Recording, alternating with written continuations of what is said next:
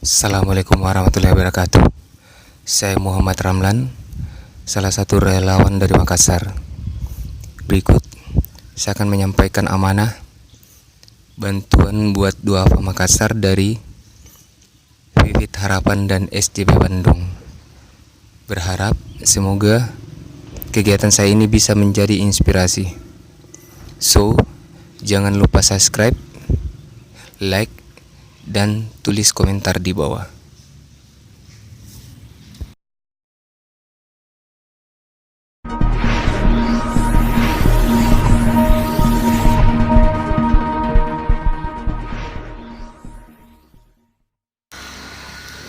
Namanya Nenek Base, umur 81 tahun, suami sudah lama meninggal, tinggal berdua dengan anak perempuannya.